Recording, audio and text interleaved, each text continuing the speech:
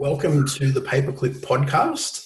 I am your host, Brett Stone, and the Paperclip Podcast is presented by BSTA. We have one clear goal: help you to become bigger.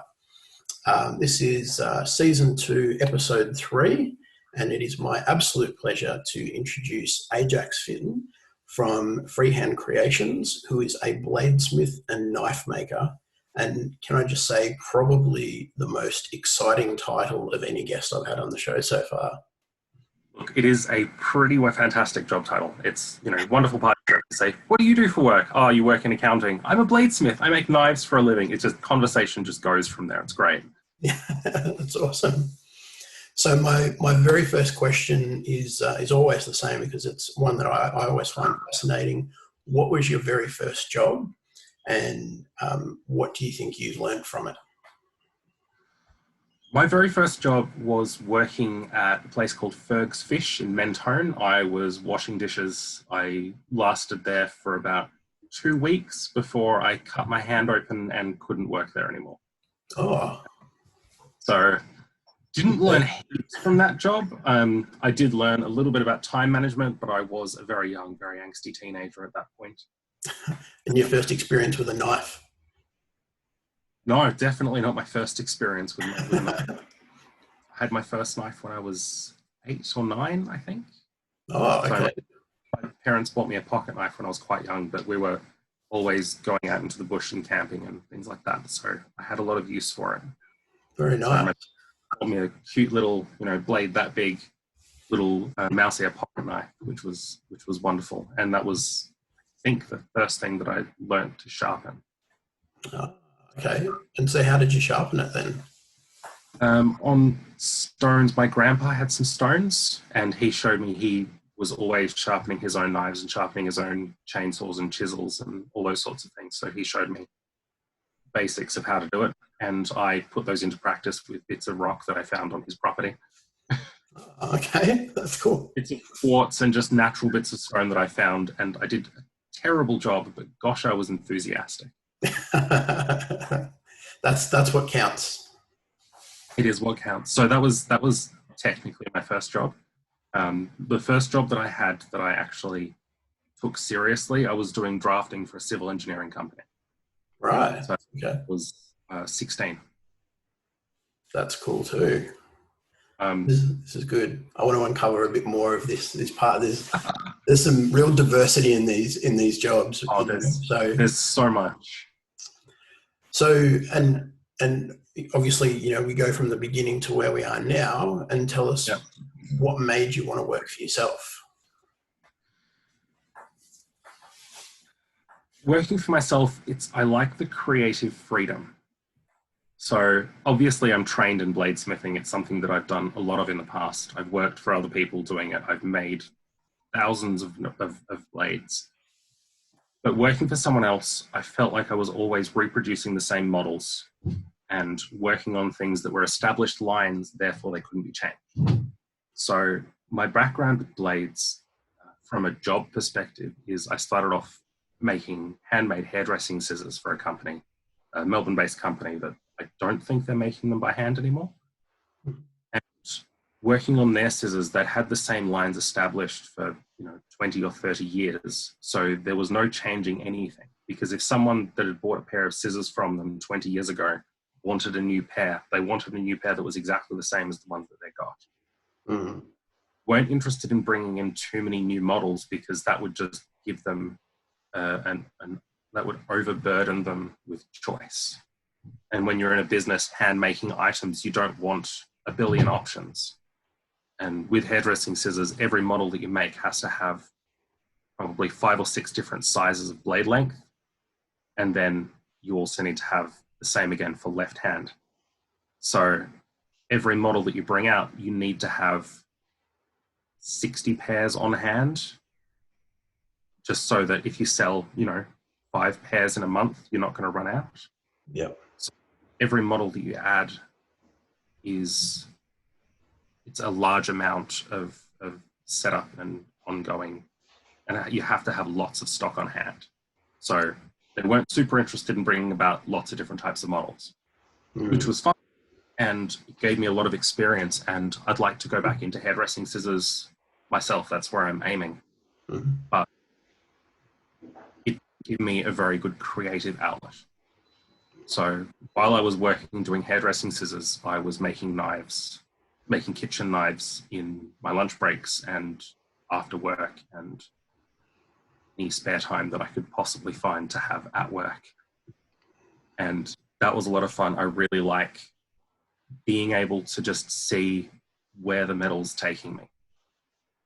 So it's manufacturing, but there is a large amount of creativity that goes into it. And, you hear about all these sculptures saying, oh, I didn't know what was in the marble, I just chipped away and that's what I found. That's kind of how I feel with knives. A lot of the time when I'm doing custom work, when I'm doing one-off pieces, I'll have a rough idea in mind and I'll make a start on it, and then I'll just see where it takes me.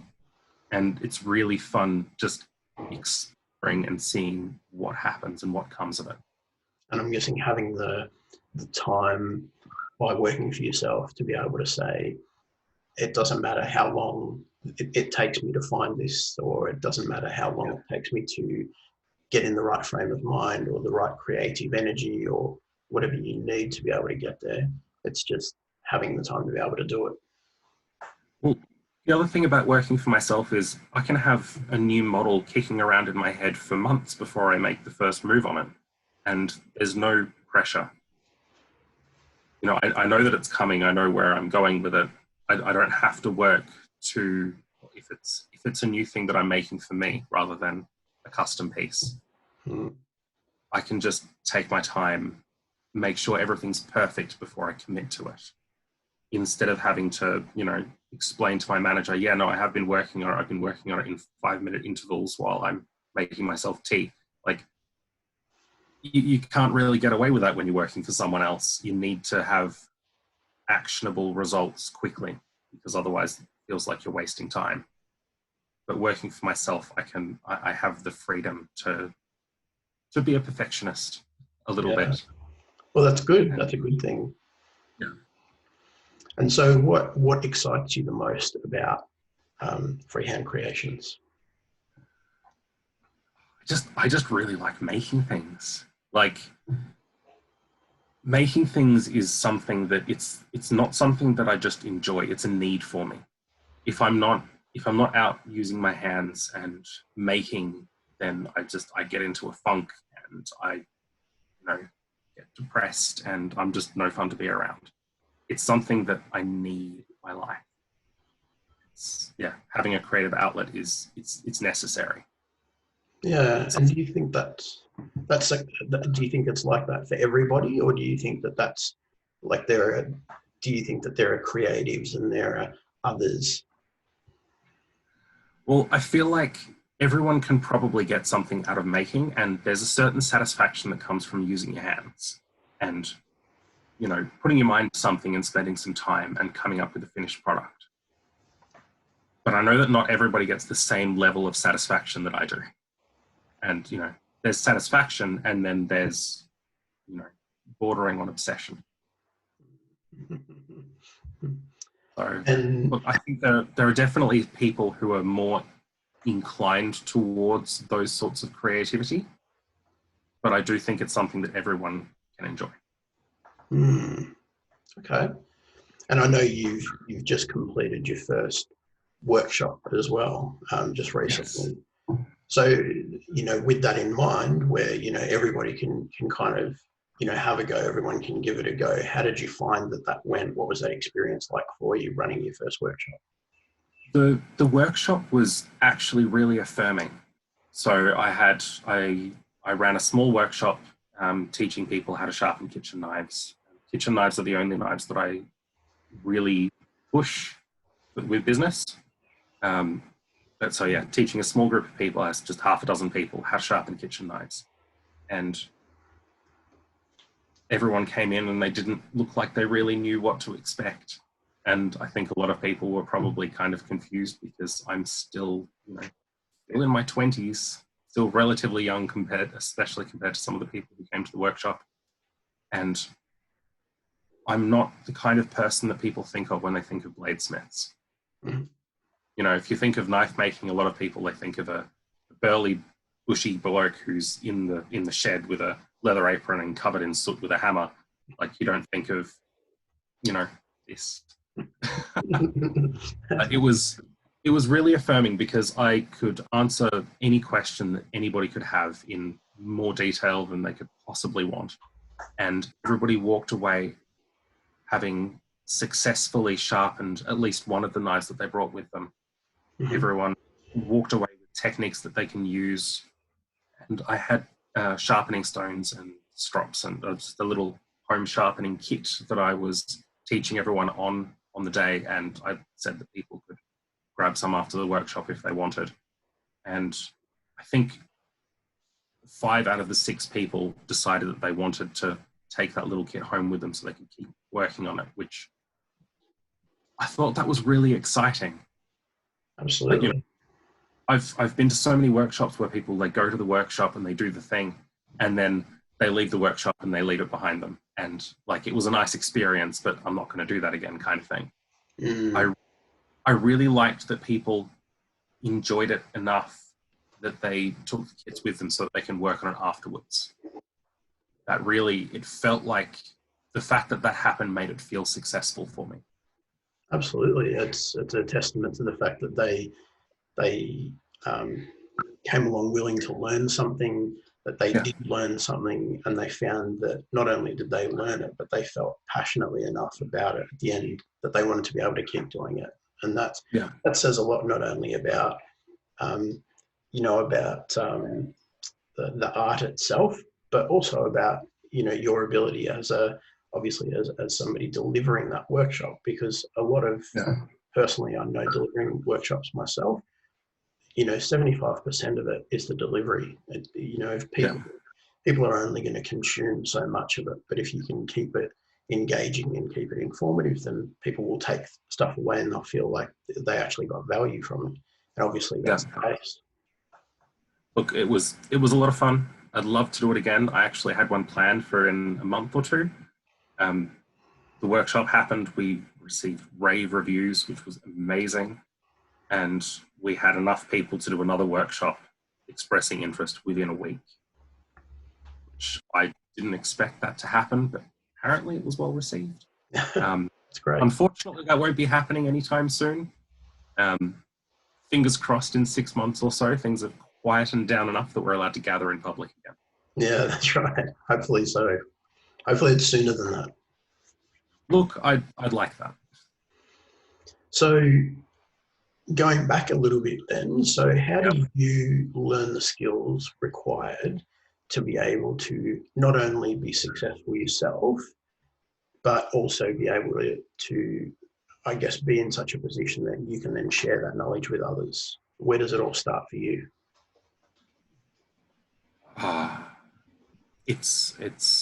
It's been a lifelong obsession. Like I said earlier, it's something that I started learning when I was quite young. When I was before I was 10, I was trying to teach myself to sharpen knives.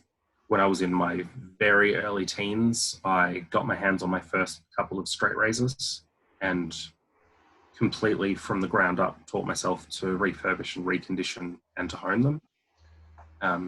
When I was in my mid-teens, I started doing that commercially. So I put up on a whole bunch of straight razor forums that I was available to sharpen people's razors, and I got a few corporate connections. So there are a few places around Australia that sell straight razors, and if you ask them who they can go to for sharpening, they'll point you in my direction. And those are, I've been cultivating these relationships for more than a decade now. So that was my first soiree into commercial sharpening. From there, I got into hairdressing scissors in my very early 20s, I think, and worked there for quite some time. And that was full-scale commercial manufacturing, start to finish, doing the whole thing. It was, like I said, a lot of fun. Fantastic practice. It really taught me how to work steel and how to work to high tolerances. And how to give good finishes. You know, there's a real art to being able to take blade steel and give it a mirror finish, or even a brushed finish. Like a good brushed finish is incredibly difficult to do, but very satisfying when you get it right. So that was my journey in blades. Yeah. No, and I think it's also interesting to for me to understand the difference between scissors and knives. What's the difference? What do you have to consider? How does that work? Okay, so I'm going to have to not go into too much depth because I know that we don't want a podcast that goes for like 4 hours. Brief differences.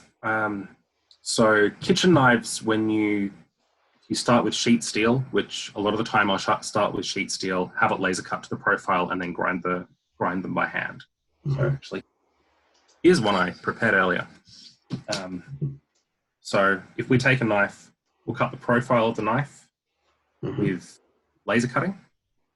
And then, so a knife isn't straight, as I'm sure everyone who's ever used a knife knows. It angles inwards on both sides towards the cutting edge. The cutting edge is nice and thin, the spine is nice and thick. So you don't cut your fingers, but you do cut your food.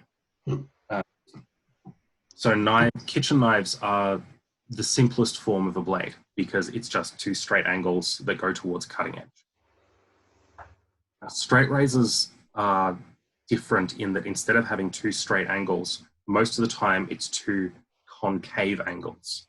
So the cutting edge on a straight razor needs to be usually around a 12-degree edge, which is ridiculously fine. Like if you, pretending this was a straight razor, if you were to push a straight razor against your thumbnail on the side, you'd see flex in the blade because it's so thin. So cutting those has to be very precise. The sharpening has to be incredibly precise, and you have to make sure that you put no heat into the blade because even the smallest amount of heat will change the temper of the steel, which means that it won't hold an edge as well. Right, okay. There's difference with those two. With scissors, they are the ones that have to be the highest tolerance. So with hairdressing scissors, or with scissors in general, there's no such thing as a straight line. So if you see a pair of scissors, you might think that, the two blades together, they cut and that has to be straight because otherwise they sit together, but that's not the case. If they were straight, then anything that you try to cut with them would push the blades apart and it wouldn't have a shear action. So with scissors, they always have curve inwards of the two blades. Let me see if I've got, I don't think I've got any scissors around here at the moment, but two blades always curve in towards each other so that as you're cutting, the two points that are together are shearing against each other. And in hairdressing scissors, that curve is very, very specific. So the curve is usually, if you extended that curve and made a circle, it would have a radius of somewhere between 10 and 25 meters. So and if you get that slightly off, it doesn't work. The whole scissor it doesn't work properly. It won't cut, or it'll have a point where it sticks or things like that. So you have to be incredibly precise when you're doing those sorts of things. And, the two inside edges have to be very smooth because, again, if you've got any inconsistencies, they'll catch or they'll snag. And if two blades of scissors catch on each other, then they'll dig into each other and cause a chunk to come out of the steel, and that's a really bad time and very expensive when it comes to hairdressing scissors. So there's a bit that goes into it. It sounds like you would need tremendous patience. Yes. The person who taught me had a fantastic saying. He was a really great guy, but his favorite saying with hairdressing scissors was that the first 1,000 blades are the hardest. You hear lots of people saying, try the thing a few times and eventually you'll get it. No, first 1,000 blades are the hardest. And after that, you understand the concepts. And after that, once you've done thousands upon thousand, then you start to really understand where you're coming from and what you're doing. So the concepts are pretty easy to grasp, but putting them into practice, there's lots of small details that you really need to properly understand before you can consistently put out a high quality product. And I guess obviously you've spent time both working, alone and then working with other people. What are some of the differences that that stand out to you between going it alone versus working with other people? Working with other people, there was a lot more training involved, both for myself and for other people. When I was fresh into it, it would be that I'd work on a specific step on a batch of scissors, say 10 pair of scissors. And once I'd finished that step, then I'd go up to the person who was directly above me, and they would go over them, and we'd go through them together and see where all of the good parts and bad were with that 10 pair. And the better I got, the more it was that I was the person directly over someone, and I was overseeing someone lower down than me on the ladder. And it was working with other people, it gave the opportunity going in to be able to master a single step before you move on to the next one. Working for myself, I don't really have the ability to work on a single step repeatedly unless I am making a very large batch of something. So that's one of the differences, one of the biggest differences that I can think of. So yeah, working for myself, I'm it start to finish, which is fantastic.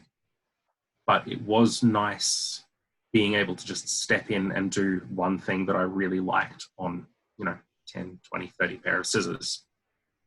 And to just be able to focus on just that bit and getting into a rhythm with just doing that one thing and getting it perfect before I moved on to doing the next thing. So I think that's possibly one of the biggest things. I mean, obviously having other people around to talk to is fun while you work.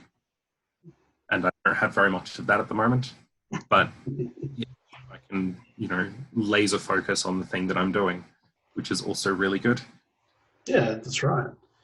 And so what are some of the personal challenges that you faced while working for yourself? People often, when we talk on this podcast, people often talk about things like, relationships and friendships and sleep and finances, all these kind of things being, fantastic or strained or challenged or, a great learning opportunity. What's it been like for you? Well, starting out with finances were tricky because it was, I would need to, I'd have a batch of knives ready to go. I'd have a batch of knives that, I just finished cutting the sides, cutting the bevels, and I'd need to go and get them hardened, and I'd need to put handles on them. And then once they were sent away for hardening, I'd need some more steel that I could make some more knives with. And the financial aspect was really difficult because I needed to do all of these things at once, but I only had enough money to do one. Which, how do you choose in that situation? All of these steps are as important as the others. So to start with, things were a little bit slow, but thankfully it's picking up a little bit. Well, a lot. So that was a challenge. One of the biggest challenges I had working for myself, I was talking earlier about how I love the ability to be a perfectionist. That's also one of my biggest downfalls. I am constantly revising, constantly seeing small improvements that I can make on literally everything that I make. So it's good. My business partner is very fantastic for this. I am the person with the head in the clouds, and she is my rock. She grounds me. And we work quite well together in that regard, but I am constantly looking for improvements, constantly looking for a new thing to change or a new thing to fix, or seeing a problem that is mostly in my head, but it makes sense, let's fix it. And it's good having someone else to pull me back from making ridiculous little changes and from constantly doing that. So yeah, it's challenging holding myself back sometimes. But thankfully, we've got things in place that help with that now. Yeah, well, I know, Gary Vee, which a lot of, my audience is used to hearing me talk about, but also, he's certainly a source of advice and content for them as well. Typically is, he always talks about clouds in the dirt. So, inevitably, part of the time you'll spend with your head in the clouds, but in order to really get those things or to achieve the things that you've got your head in the clouds about, you've got to keep your feet in the ground. You've got to you've got to do the stuff that's down in the dirt to be able to get there. And having that balance is one of the hardest things I think anyone that works for themselves is struggles to get right. And so if you've got a partner in crime there that can really help you keep that balance, that's probably one of the most valuable things. Yeah, it's a challenge, but it is something that is necessary. Before I was doing this full time, I was doing accounting, between doing blades, doing hairdressing scissors, and working for myself. I was making knives while I was doing accounting, but it was more hobby scale than full scale. And doing accounting really taught me work ethic a lot. Before that, my head was much more in the clouds, but having a job that is something that lots of people consider to be quite boring, it helped me to just sit down and do the things that needed to be done. Yeah. A lot of the time, there are things that you just have to do. There's no avoiding them. Tax is a really fantastic example of that. And working in a job that focused on doing the job no one else wants to do helped me to really learn to just do it, just get the things done. Yeah, that discipline. Yeah, I'm sure there was a bit more of a point that I was trying to make, but it's gone now. We can always circle back. That's okay. So thinking about all of this that we've spoken about so far, if you had to do it all again, knowing what you know now, what would you do differently, if anything, and why? I think I would have started more commercially knife making sooner. So when I got out of scissors, I stopped for a little bit and I started doing accounting, and I really tried to sink my teeth into that with the hope that I could do that enough, that I could make enough money that I could just go and retire and make knives the rest of my life. Yep. And whilst I think I had a great plan, not pursuing creatively, or not having creative pursuits for that period of time was really detrimental on my mental health, and it didn't work for me. Mm. If I could go back and do it again, I would have put a whole lot more focus on making things right from as soon as I could, instead of trying to knuckle down and do the money making job and I'll get to my creative thing later. I really wish that I'd pursued the creative straight away and just kept at it, even at a smaller capacity. Yeah, absolutely. I think that's certainly something I can certainly vouch for that as well, in that once upon a time working for a corporate, I got sent overseas for a period of 3 months, and I'd literally, the day I left was the same day that my house settled that I just bought. So I literally bought a house and couldn't move in for 3 months. Yeah. And while I was over there, I got a really good allowance and that kind of thing. And the exchange rate was really good. So I was like, this is a really great opportunity to save some money. So I went and bought a ukulele to teach myself how to play ukulele for the next 3 months while I was working overseas. And my goal with it was to be able to teach myself enough that when I came back, I could, learn some songs online and be able to play them, and, that would be good. And I did that for a while. And then when I started the business, it basically meant I never picked up the ukulele again. I don't think I picked it up for 2 years. And then at some point I was like, this is ridiculous. Like, I miss playing this. I miss enjoying that, creative outlet, and just being able to pick it up and play. Even now, seeing it sitting on the other side of the room, not doing anything, because I'm too busy at the moment, is it's frustrating, and I know how much I enjoy doing it when I actually play. So I think I absolutely hear you on that point as well. Just finding that time to have those, to invest in those creative outlets, because I think it does a lot more for us than we maybe give it credit for as well. I think you touched on as well about the mental health aspect of it as well, having that time to step away. What did that mean for you? The which? When you're able to actually step away and get some time to do some bladesmithing, what did that mean for you while you're, being an accountant? Being able to just step away and do it, it lifted my whole mood straight away. It's like I said, making things for me isn't just something that I want, it's something that I need. I'm a better person when I'm making things.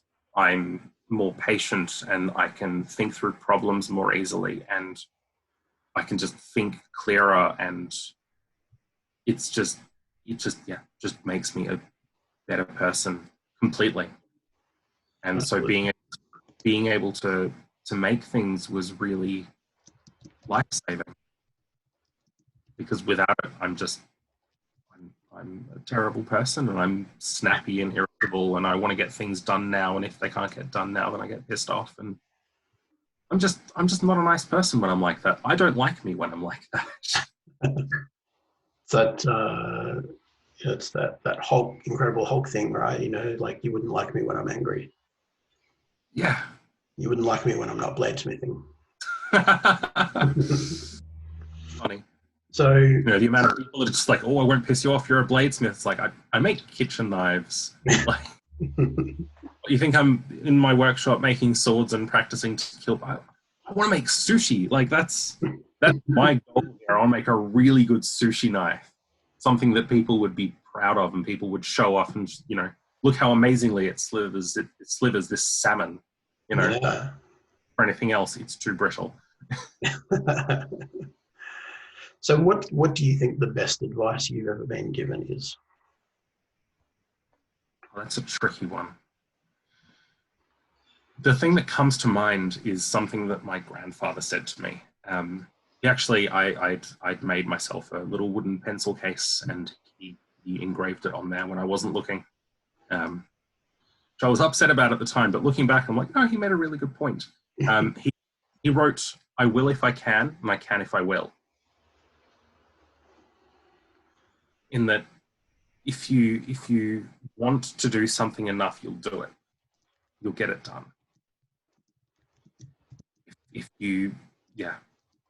Just a silly little thing, but it's always stuck with me. And it's one of those things that I think about it a lot, but only a little bit. Mm. Can you tell it to us one more time? I will if I can, and I can if I will. Yeah. I think that's the reason I got you to say it twice, is because I know people are going to hear it the first time, and they're going to think that's amazing. And then they're going to keep listening to you explain it, and they'll go, wait, what was it again?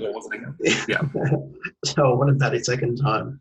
And that's incredible. And I think that's, some of the things that resonate with people the most and have the strongest meaning are simple things like that. But exactly what you said, it means a lot. And what do you think the best advice you could give our audience is? Have an outlet. Like, that's my best advice. Have an outlet. When I was doing accounting, one of the things that myself and the other director really liked doing was to do something creative, or to do something silly or fun while we were talking through serious problems. So if we were having cash flow issues and we didn't know how to solve it, or if we had, for example, accounting is incredibly seasonal, so you really need to make sure that you hold on to funds that you make in the first, half of the financial year, so that you can last through the last few quarters. And when we're figuring out stuff like that, it's not good to, like, it doesn't work for me anyway, to sit down and to, you know, pore over figures and be very serious. Like, you've got to look at the figures, but find out where you're at, figure out what kinds of things that you're doing, and then take the important people and go and play a couple of games of pool while you're mulling over the problems. Like, if you've got something that's occupying you in a creative way, or if you've got something that you can focus on with that creative and free-flowing part of your mind, you'll find that it really loosens everything else up, and it helps you come up with creative solutions that you probably wouldn't have come up with otherwise. And being creative and having that sort of an outlet, or that sort of being in that silly space, it really helps with solving serious problems. And if you get too bogged down in being serious all the time, you're just going to turn into a serious and grumpy person. You need that bit of fun. I was thinking, when you were saying about the ukulele, something that I know a few guitarists, and one or two of them, they work in corporate jobs. One of them's in insurance, and he has an electric guitar that he brings with him to work. He brings an electric guitar to work because it's a quiet one. But when he's on a hard call, he'll sit there and he'll just drill his chords on his electric guitar while he's picking through these quite complex problems with clients, because having that creative outlet helps him think laterally. Absolutely. I've worked with people that, in particular, one of my very first jobs, working for a company called Salesforce, they employed almost everybody was a creative of some kind, a musician, an actor, just these incredible people that had these whole other lives outside of it. And one of the guys that was in my team, Adam, I remember specifically him playing bass at his desk while talking to customers on the phone. Yeah. It was the same thing. You'd hear the language that's happening on the call, and you could sense that it was getting tense. And the more tense that the problem was, you could see him picking up the bass or just starting to play a little bit while he's thinking about things. And it's exactly what you're saying. Well, there's the company Ashton Raggett and McDougall. They're a design company. And 25 years ago, one of the prerequisites for being on staff was you had to know how to juggle.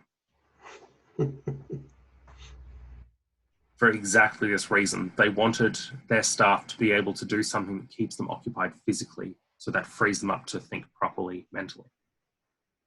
Yeah, absolutely. That's good advice. That's good advice. Learn to juggle. Yeah. Well, juggling's fun as well. Like, good. It's good for your brain. That's right. So I'm going to switch gears a little bit here and focus on the kind of advertising and marketing side of the business. Yep. And thinking back to the first time you actively sought out your first client, what did you do to drum up interest? How did you get that attention?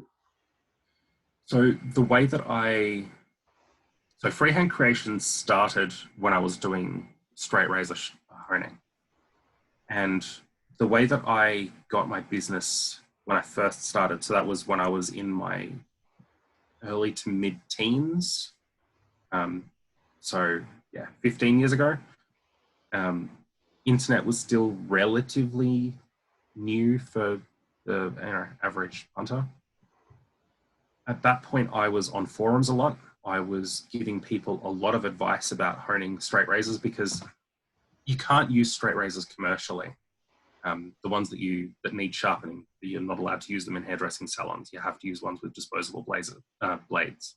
So my entire market was people who they have an interest in straight razors and they do it themselves at home. So that has always been my audience for straight razor sharpening. So I needed to position myself as a point of authority. So if I knew more than everybody else in that forum knew, that automatically made me the person that people would ask questions of. If someone had a problem and everyone was coming up with the same solution that you could see on Yahoo, then I came up with a different solution that was actually tailored to what they needed. Then I was the person that they would automatically think of when they needed sharpening. And I've always tried to position myself as an authority in that regard, and I've always been active in teaching and helping people to become better themselves, because that way, well, A, it's helping people be better, and what's not to love with that? And B, when they get it wrong, I'm the person they'll come to fix it. So that's really been the focus. The focus has been on teaching, on improvement, and when all else fails, come to me. Yeah. And the great thing about that is that a lot of the time people will ask all of the questions and they'll be really, really interested. And then, I mean, they're straight razors. You can be paying, $400-600 for a good one. So people can learn as much as they want to learn, but no one wants to go near one of those things with a coarse stone because they're worried they'll wreck it. Yeah, for sure. I'm the person they'll come to. The other thing with straight razors, you only need to sharpen them probably once or twice a year as long as you look after them properly. So people will ask me all of the questions about how to look after them properly, and then they'll just send me their razors once or twice a year. Yeah. And, when I was in my teens, that was pretty good. And these days, it's, when people ask questions like that, sometimes it's difficult to know, is this person asking questions because they're interested, or is this person asking questions because they're interested in me doing it for them? And they're just trying to qualify how much I know. Well, I don't think it really matters, because if people want the knowledge, I'll give them the knowledge. A lot of people I know are they're really touchy about giving their industry knowledge because, I'm just creating more competition for myself kind of thing. And yeah, you are, but there's a lot of work out there. Yeah. And I mean, I can talk at you for days about how you make knives and how you sharpen knives, and you can come to my workshops. Hell, come to half a dozen workshops. You still don't have my experience. Yeah. I can teach you everything. Yeah, well, I can teach you everything that I know, but it'll take you years in the workshop working on hundreds of blades a week before you have the experience behind you that I can give. So I'm more than happy to give you all of my knowledge, and I'm more than happy for people to try all of these things that I teach them themselves. And I encourage people to get better. Always try and do the thing, because the worst thing that can happen is that you learn something. Very true. And if at some point you come up against a problem that you can't fix yourself, come to me. I'll fix it for you. If you come to my workshops and learn to sharpen your own knives, that means that I'm not doing the sharpening for you. That's fine. But when you need a new knife, you might come to me. Yeah. Or when the knife you've got at home, when the handles come off, I can fix that. I can do that. That's, it's not something that you do every day. It's not something that I think I'll probably ever do a workshop on, because it doesn't come up very often. Mm-hmm. But if you get that done, I can do it. So the big thing for me is being a position of authority and showing people and letting people in on how much I know, and giving away as much as possible, but I've still got experience. I've still got things that I can help with. Yeah, for sure. And after somebody, let's say a client contacts you for the first time, how do you make those clients feel welcome or special after that first contact? I just talk to them. A lot of the time, clients they'll get in touch with me, and like we were saying, they'll ask a bunch of questions. A lot of the time, it's to figure out whether or not they want to go ahead with what I'm offering. But razors is a fantastic example. They'll send me their razor, they'll get me to sharpen it up and make it nice and shiny. Maybe take off the rust or whatever else it is that they do, because they're very finicky things, straight razors. But then they'll get them back and they'll say, okay, cool, so it's really, really sharp. How do I look after it? How do I stop it from getting that? How do I stop it from rusting? How do I make sure that it stays nice and the action's nice and smooth when you're opening and closing it? And how do I make sure the blade stays nice and sharp? What's the proper stropping technique? What kind of leather do you use? What kind of stropping compound do you use? All of these things that they want to know, and they have a person who specializes in this on the other end of their emails, and I just answer their questions. It's not really it's not a special thing that I do. I just answer any question they can possibly have in as much detail as I can. It's time consuming sometimes, but that's what I'm here for. And obviously that comes back to what you were talking about before, about being an authority. Yeah. And well, I mean, the straight razor community, it's relatively tight knit. So, you know, if you know someone with a straight razor, chances are they know other people with straight razors. And when they have questions, they ask the people that they know first. And when they can't answer it, they'll point you to the person who can. And that's me. And how do you find, obviously being a very physical, very tactile thing that you do, how do you find things like social media, Facebook, LinkedIn, Instagram, TikTok, assist with the growth and awareness of freehand creations? Well, Facebook and Instagram are fantastic platforms for sharing content. My business partner is doing a lot more of the hands-on marketing than I am. So we come up with concepts together, but she implements it all. Yep. Relatively independently. Putting content up on Facebook, we're working on doing some how-to videos, some things you don't know videos, things like, you know, what to do and what not to do with kitchen knives. Lots of people didn't know you shouldn't put them in the dishwasher, so that's interesting. But things like that people just, they don't know. So we're generating stuff like that for Facebook, and Facebook is a fantastic platform for getting that kind of stuff out, because whilst it's very true that no one goes to Facebook to learn something, you can glean small pieces of information from posts. So if you scroll past, I don't know, a funny meme that's relevant, people might laugh, they might like it, and they might share the thing. It's Facebook. That's what the aim is. I really like Facebook and Instagram for work in progress kind of stuff, which I haven't done much of recently, granted, but my workshop is not looking very neat at the moment. I'm in the middle of a bunch of things. Need to tidy it up so I can take some nicer photos. But doing that kind of thing, I like it because it gets the people in my community excited about the things that I'm doing. And when I'm excited about a project, I really like sharing what I'm working on and how it's going. Like that knife that I pulled out earlier, like that's one that it's a new model that I'm hopefully going to be making a lot more of. And I'm trying to share progress shots to show people what the process is so they can really connect with what I do. Because when I say I'm a bladesmith, people go, okay, you make knives. Which, like, yeah, that's exactly what I do, but no one knows what that means. There are always more jobs in something than people can ever think of. And yeah, Facebook and Instagram are really good for showing that and for giving people a connection to where the object has come from. I do have TikTok. I haven't used it yet. I'm trying to figure out what would be the best thing to do. But a lot of the things that I do, I think probably sharpening videos would be really good for TikTok because they don't take 4 hours. But doing hand sanding on a knife, that's literal hours just sitting at that one knife with, you know, sandpaper and oil, and that's an afternoon to get one knife hand sanded. For me, like I'm literally, like, the people that I follow on TikTok, it's such a wide range of people. You know, I'm following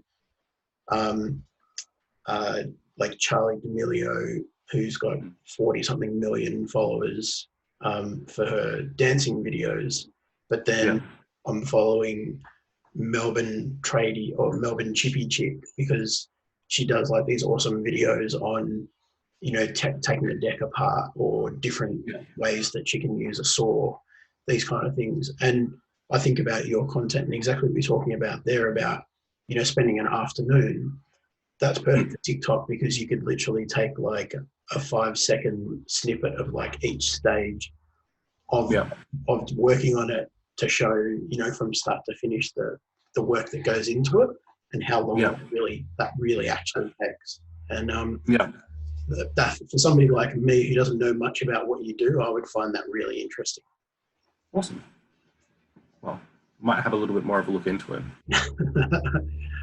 And so thinking about, so obviously that, that's good, that's successful. What's some advertising or marketing that you've done that maybe wasn't as successful as you'd hoped? What was something that maybe just flopped? Well, we tried doing some paid advertising on Facebook a little bit recently, and that was interesting. Turns out Facebook doesn't like knife makers. Apparently I make deadly weapons and I should be banned. So tried to do some paid advertising, and they said a very strong no. So that didn't work super well. Was there a way that were you able to get around that? What kind of impact did that have on you? Well, that was there was a new style of knife that I was working on. I really wanted to get it out to an audience that was bigger than the people that I had. I wanted to get it out to chefs and to home cook enthusiasts and to all of these people that I'd never been able to reach before. And the fact that I couldn't share my progress with those people was really upsetting, because I was really, really excited about this new thing that I was making, and I really wanted to share it. Honestly, not even just from a marketing perspective, just because I want to tell the people about this exciting thing that I'm doing. And it was frustrating being not allowed to, especially because, the entire reason it was blocked was because it was a deadly weapon. It's kitchen knives. I've seen some of the ads that you run. Kitchen knives are fine. Yeah, there's some pretty questionable stuff out there sometimes. Yeah, that gets past the team at Facebook, but yeah. Oh well. And then what's the flip side to that? What's something that you've done that you thought was really successful, perhaps more so than you'd imagined, and maybe what did you learn from that? Well, something recently that was quite successful was we stood. There was a meme, a little meme on Facebook about something about, if you cut paper with my hairdressing scissors, I'll stab you, or something to that effect. And that got shared a few hundred times. That went quite nicely. So that was surprising. Like, it was a little. There's a schedule that we've got, a little schedule format. I don't think we've been doing it recently because with everything going on, we're quietening down a little bit.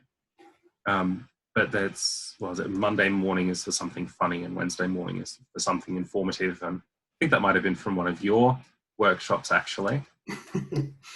Sounds like me. Yeah. So it was just a little Monday morning funny something, and turns out it got a lot of attention. And sold a couple of knives from that one. So that's fantastic. That's great to hear. I was surprised that it had that effect. But hey, I'll go with it. Yeah, and that's, I think, what you're talking about there is a great example of how often business owners can be really reluctant to allow, photos or videos of them working behind the scenes, because they think, I do this every day, it's boring, like people aren't going to be interested in this at all. And it's quite the opposite in that, I'm not a bladesmith, and so literally everything you do is interesting to me. Yeah. And so, seeing that kind of thing, or getting a meme that's kind of like an inside joke, which means if you're a hairdresser, that's really going to ring true to you. It's easy to see how somebody would then pick that up and then share that. And then obviously, going back to the whole Tony Robbins, people like people that are like how they are or how they'd like to be. We all tend to know people that do the same thing. I know other marketers. You probably know other bladesmiths. Hairdressers know other hairdressers, and so when you think about the people we're connected to digitally, when a funny meme like that comes up and it's relatable and we share it, next thing you know, we've got 5 friends that also share it. And so it's great that not only you take a risk with a bit of content like that, because anything that's not vanilla is a risk. And you put something out there that's a little bit risky, and then obviously you get the reward from that as well by sharing something funny, and then obviously you're talking about getting a couple of orders off the back of that alone. So I think it's a great demonstration of people that listen to this podcast and that are always worried about, will it be worthwhile? Is it worth the risk? Do I really want to share that stuff? I think that's a great example. Look, I feel like as long as you're not hurting anybody, then that's fine. And hyperbole is pretty good, as long as the things aren't offensive or it's not targeting minorities and things like that. There are limits on the kind of things you post, and the kind of risks that I'll take are limited to, will it hurt somebody? Can it cause someone discomfort or harm? Absolutely. And if it will discomfort or harm, there's no way I'm going to post it, personally or from business, because that's, not a nice thing to do. But if it's something that's over the top and just funny, then yeah, it's a little bit dark, but it's dark, and it's the kind of dark thing that people will take in good humor. Yeah, for sure. And what do you think, what do you think the most valuable free tool that you've used, either to promote or create for freehand creations, has been? Oh, that's a tough one. I don't know. It's Look, always Facebook has been good for growing an audience. Was Instagram. I know that lots of creative people actually prefer Instagram over Facebook because it is photo focused. Mm-hmm. I don't know. I've got a million things running through my head. Have you got any that maybe we, that might be unique to your industry?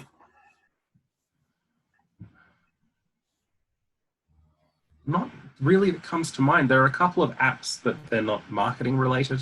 Mm-hmm. They're really good at. There's one fantastic app that's all about heat treating different types of steel.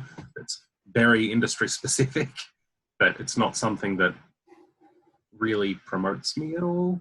What's the name of the app? I don't know. I'm sorry. I'm very visual. I know exactly what the logo looks like. It's called. It's an app. It's literally just called Heat Treat. Little orange and red, looks like a flame, and you just put in the grade of steel, and it tells you all about the ideal work on order of works and heat treatment procedures and all that sort of stuff. So very technical, very in depth, but really, really good from where I'm sitting. And sorry, say that again. If I've got a steel in that I haven't worked on very much before, I can find out, do I need to anneal it? What kind of works should I do on it? Is it likely to warp in the heat treatment? Should I leave an edge a little bit thicker and then regrind again once it's come back? What kind of tempering cycles does it need? All of these things are things that they make a huge difference at the end of making a knife. And each of those questions are very, very important because, if you get the heat treatment wrong, then the knife just doesn't work. And so, yeah, it's technical, but I like it. No, it sounds invaluable, and that's the most important part. Yeah. So the last question I have for you is, what's the next big thing for you? All right. I'm considering launching a Kickstarter campaign soon for this knife. It's disappeared into the background. The Kiritsuke, which is a Japanese vegetable cutting knife. It's really, really, really thin, fantastic for cutting, carrots and broccoli and doing nice slices of relatively soft things. So hopefully chucking those on Kickstarter. Possibly a little bit cheaper than I would usually put them in because Kickstarter. And hopefully that goes quite well because I'd like to buy a CNC routing machine and a CNC milling machine. And once I've got those two, I'm hoping to get back into hairdressing scissors because I have some ideas that will change the way a lot of people cut hair. Wow, that's exciting. So we're going to have to do this again once you've got those machines. Well, fingers crossed. So if you'd like to learn more about what Freehand Creations do, you can check them out at freehandcreations.com.au and obviously all the social media as well. Yep. And I always like to close the show with a great quote. This one from Seth Godin: "The most successful givers aren't doing it because they're being told to. They do it because it's fun. It gives them joy." And I think that really sums up some of the things that you've talked about and you really embody, Ajax. So thanks very much for joining us today. Thanks for having me on. You've been listening or watching to the Paperclip Podcast presented by BSDA. We have one clear goal: to help you become bigger. If you'd like to learn more about growing your business, head to bsda.com.au. And until next time, keep growing.